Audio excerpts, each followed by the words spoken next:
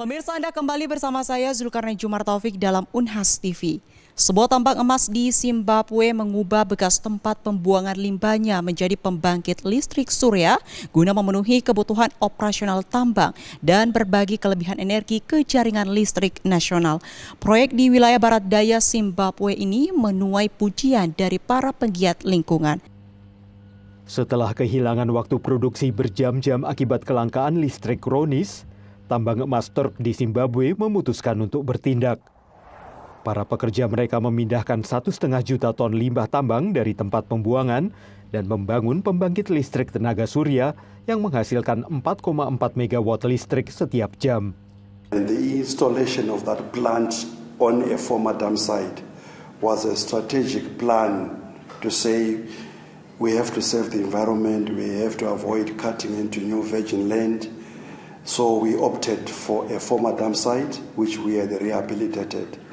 Since then, the generation from the solar plant is able to run the plant, every equipment, every asset that we have on the mine, and with excess, that power is thrown into the national grid.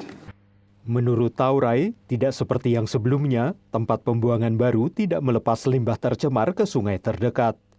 Sebaliknya, limbah padat disimpan di tempat pembuangan, sementara air didaur ulang untuk dipakai di tambang. Menurut Kepala Badan Pengelolaan Lingkungan Wilayah Barat Daya Zimbabwe, tambang-tambang lain seharusnya meniru tambang Turk yang dimiliki oleh pihak Kanada. They removed waste, the tailings, to a new site which is properly engineered to protect underground water contamination. And what we also appreciate is they didn't open a new virgin land to site their solar field. They've also saved the forest. What we also appreciate again is they've gone green. Instead of relying on thermal power or hydropower, we know the impact on the environment.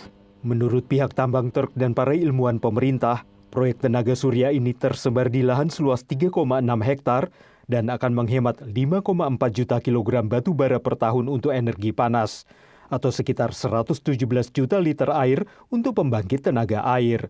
Bukan hanya para ilmuwan lingkungan yang menyambut baik proyek ini.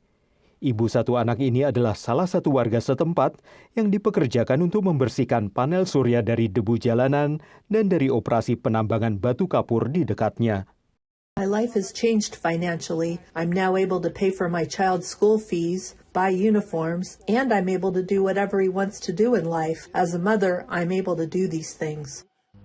Perusahaan listrik Zimbabwe mengatakan dengan adanya seruan global akan energi hijau untuk mengurangi emisi, maka upaya proyek pembangkit listrik tenaga surya Turk Mine ini patut dipuji. Demikian yang kami laporkan, Zulkarnain Muhammad Syaiful, tim VOA melaporkan untuk Unhas TV.